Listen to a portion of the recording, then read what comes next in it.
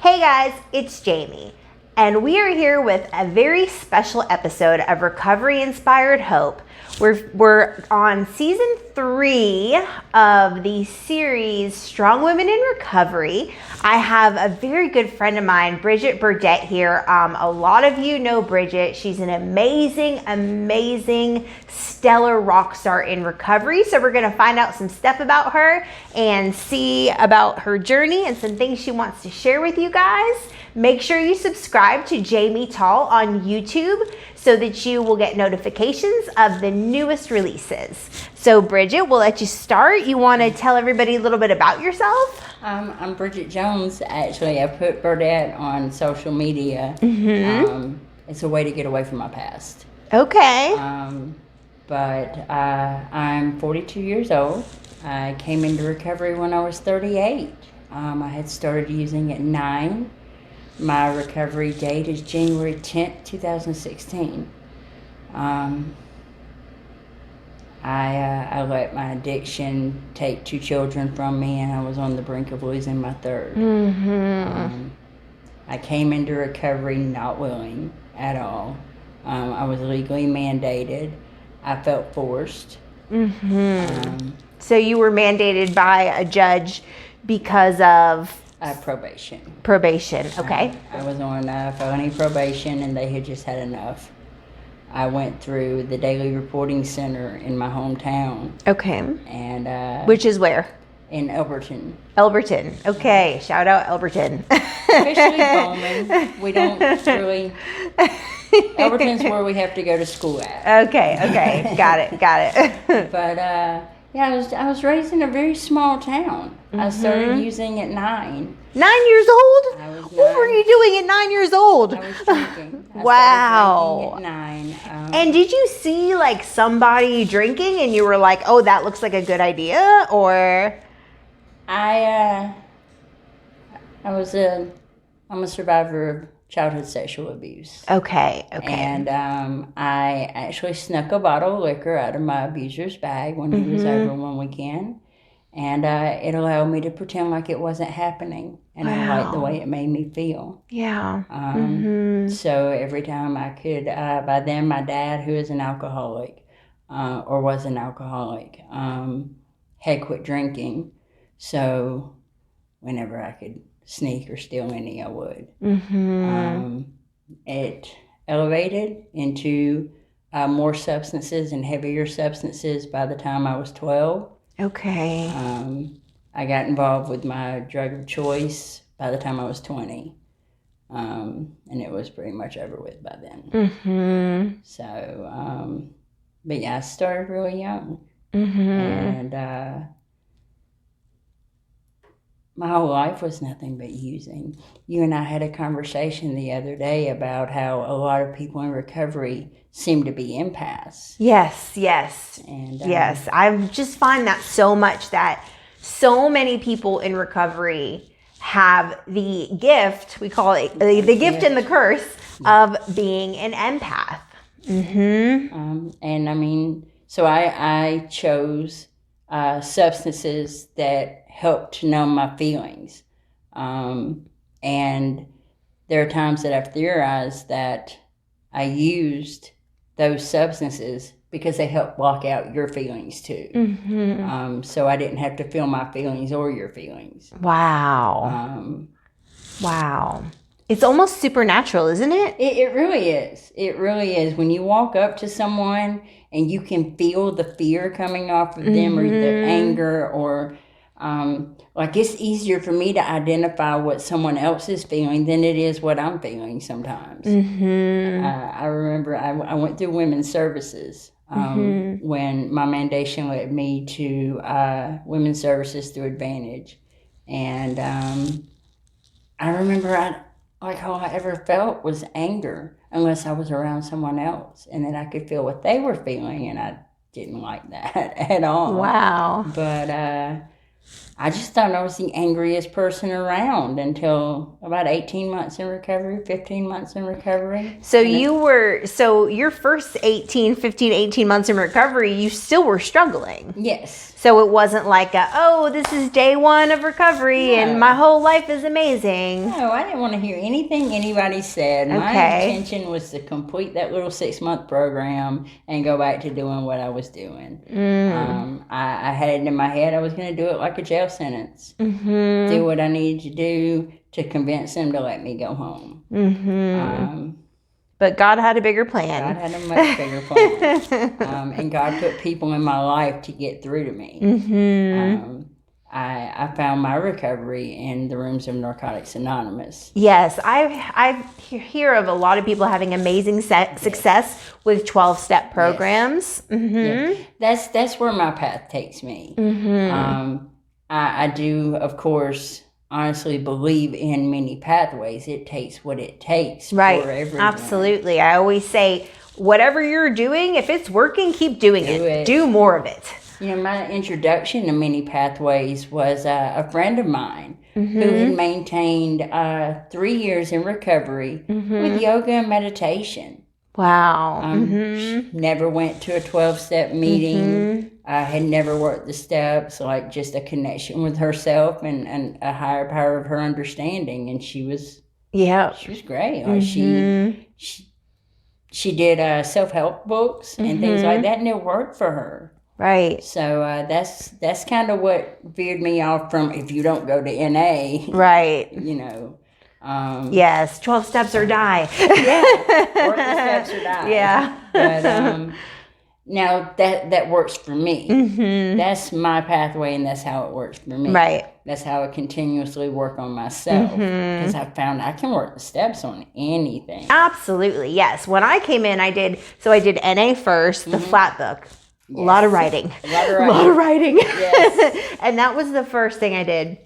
Then I went to AA and I went through those steps. And I really liked those because there was a lot less writing. Yes. They were pretty direct and to the point for me. Then I did Celebrate Recovery because I had grown a relationship with Jesus, and I was able to to put that into the steps and put scripture into the steps.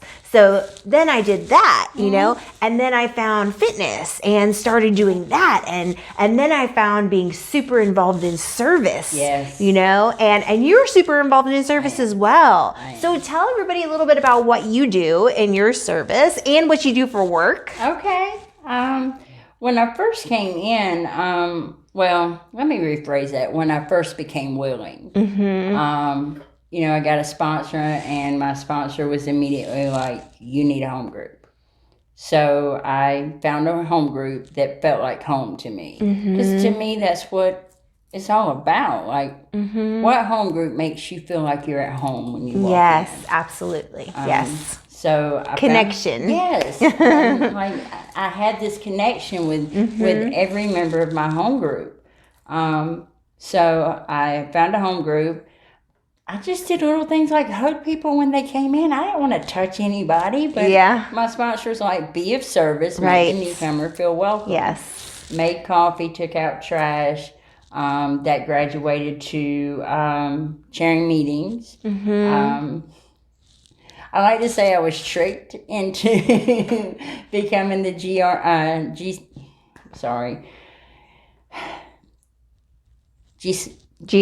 Thank you. The GSR. I keep wanting to say GCR. Which is the GSR is what, the person who represents the group representative. Group service representative. Yes. Okay. I started off secretary. I became the GSR. And then I found my passion in H&I.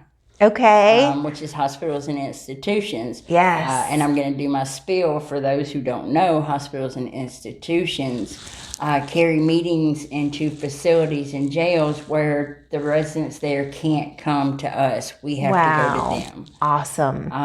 And it was such an amazing experience. And they are so grateful for you to come in. So much. And yes. I remember leaving the meetings wondering what my life could have been like if I'd had any exposure to recovery or NA before my path led to jail. Because I'd never really been around it. So I became the chair of H&I at the area level for a year. And, then my passion for recovery was just there. Yes. It was just there. Just sparked it. It really did. I feel like when you see your work start impacting people, then it just ignites a whole new passion in you. It really does. Yes. It's so funny. We hear all the time that we plant seeds, right? But I think in pictures anyway. So, I would go into these meetings and I would talk and I would get them to talk. It was almost like pulling something out of them. So it was almost like I could see the seed being planted and see that light come on. That's awesome. And that's great. Just seeing that hope and hearing the conviction in someone's voice when they talked about, hey, I can do that. If you can do it, I can do it. And I'm like, absolutely, you can do it. Yes, you can do it. Yes. Absolutely. So that led me to my grand sponsor at the time suggested CARES. Yes. Which, as you know, is a certified addiction recovery empowerment specialist. Yes. CARES 32. CARES 33. We're the best. But as someone who has struggled a lot throughout recovery with self-esteem and self-worth, it took a lot of courage for me to submit that resume and that letter and that application. And it's a hard process to get in. It really and is.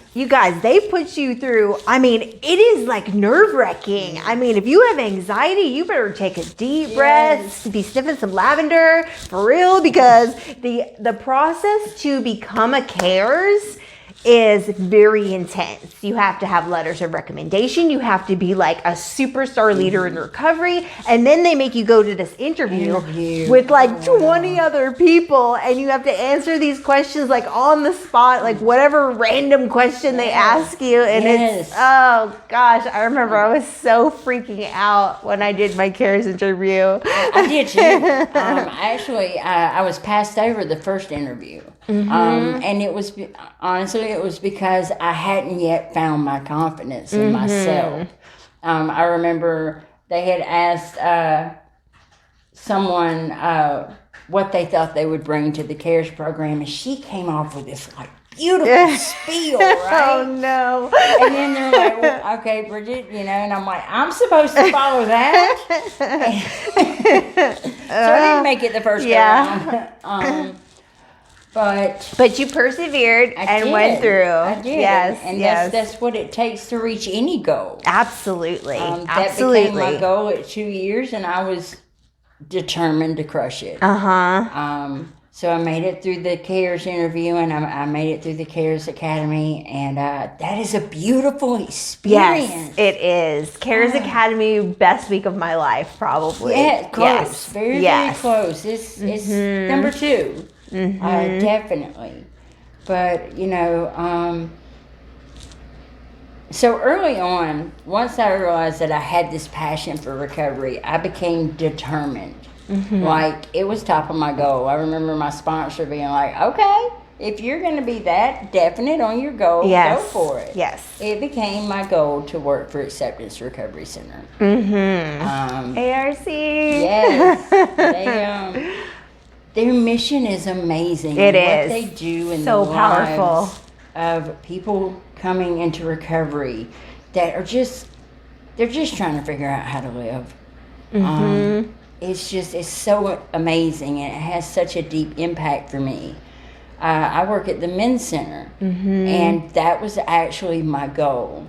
Those gentlemen give me so much hope. Yes. My daughter's dad is still lost to this disease. So he's not really able to be a dad to her. Yeah.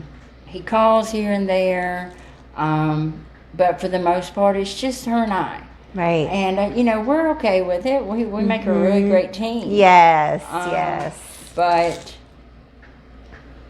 I watch these men every day, their resilience and their perseverance and their determination. Yes.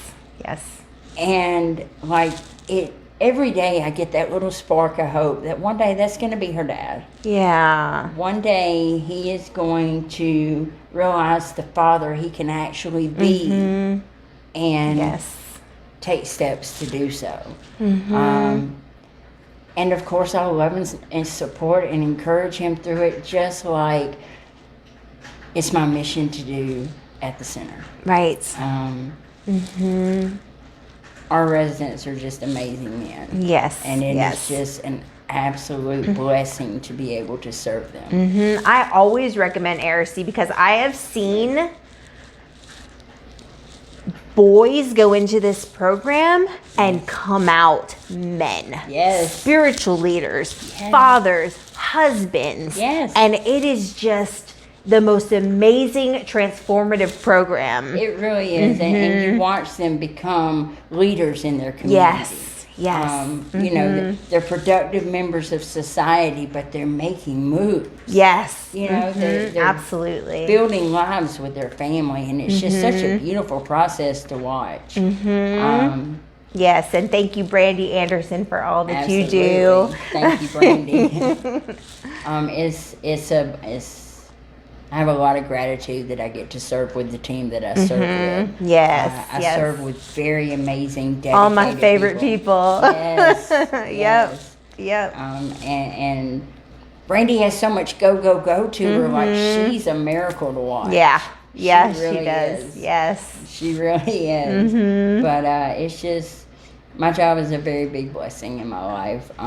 They tell you, I've heard it said many times, that if you love what you do, you never feel like you're working. Right. And that's absolutely the truth. Yep. Like, I don't wake up in the morning and dread having to go to work. I get up fired up, ready to go. Yes, that's awesome. So that's a blessed life. It really is. Yes. It really is. And my daughter supports me in all of it, you know. Yes. Some nights. Story is so proud of you. She loves her mama. She does. She's so proud of you. She does. Yes. It was a rough road repairing that relationship. Absolutely. She was 8 when I came into recovery. She had lost a lot of faith and a lot of trust in me. And, you know, that's also one of the reasons that I so badly wanted to be a part of the team at ARC, because they're very forward with family restoration. And, you know, it's not always it's not as easy as, okay, I'm not doing these substances anymore, give me my kid back. Yes. You know, sometimes getting your kid back from defects or from a co-parent or a grandparent, sometimes that's the easy part. I know for me that was the easy part. Restoring her faith in me was the hard part. And building that relationship. Yes, I had the same thing with my daughter. It was like, and my son, it was like, you know, I had been there for their lives, but I wasn't really there, you know, and they didn't know me, you know, and I didn't know them. And so it was just a matter of, you know, putting in the effort, just like we do in any relationship, putting that effort in and being like, you know what, this doesn't just come together. You actually have to work at this. Yes. And it takes consistency and patience. Absolutely. You know, I had said I was a very angry person. So this was a child that had seen me lose my temper multiple times a day. And to go from that to sitting down and rationally talking to her about things. She, like, at first she was very resistant. And she would push all of my buttons because she's just like I am. She and I are a lot alike personality-wise. So at first she would definitely buck and try to push all my buttons, but by consistently showing her that no matter what, I'm not going to scream at you. I'm not going to lose my temper with you. And I'm not going anywhere. No, I'm here. You know, it's funny to some people, but she and I have a hard, fast, solid rule: no locked doors. I don't lock my door. She doesn't lock hers. Because for way too many years, there was always a locked door between us. Yeah. So I don't lock my doors, and she doesn't lock hers. And that's a hard and fast rule between us. We don't lock doors. So she has easy access to me, and I have easy access to her. Right. And it's working. It's worked for us. That's amazing. That's amazing. Well, so the last thing I want to ask you is, what would you say to somebody who was thinking about coming into recovery? Say a lady or a man who is watching this right now that is thinking about coming into recovery. What would you say to them? Oh God, so much. It was always trite to me when people would be like, "You're worth it," and it's like, okay, but I have to be honest.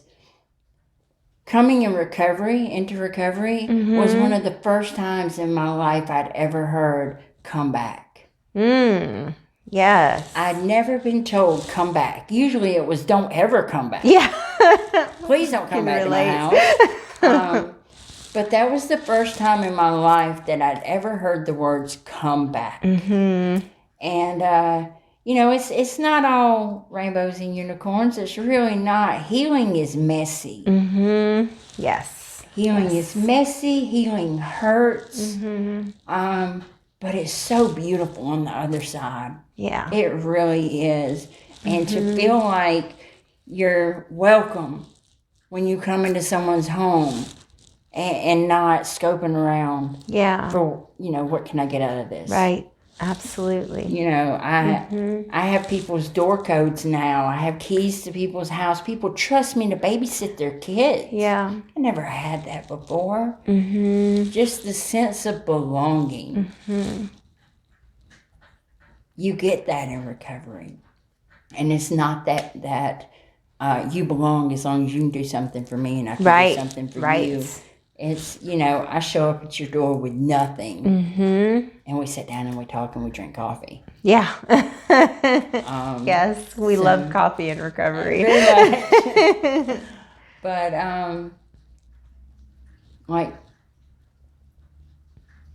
isn't it worth it to see what your life can be like? Isn't it worth it to find out if there is something different out there? I know for me, I lived in misery for a really long time, but I was so comfortable in it because it was all I had ever known. All I had ever known was violence and misery and using. Yeah. And today my life is so far removed from that. And if you had told me 4.5 years ago that I would be able to sit in a room with no noise and my thoughts not eat me alive, I'd have thought you were crazy. Yes. I'm comfortable with me now, and it's so worth the fear I had when I came into this. Yes. Yes.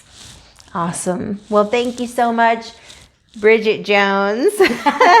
Everybody, make sure you subscribe to Jamie Tall on YouTube, and we've got some great stuff coming up. Recovery Month is next month. September. Overdose awareness is August 31st. So we've got some great stuff coming up. So you guys make sure you subscribe to Jamie Tall on YouTube, and we will see you soon. Bye.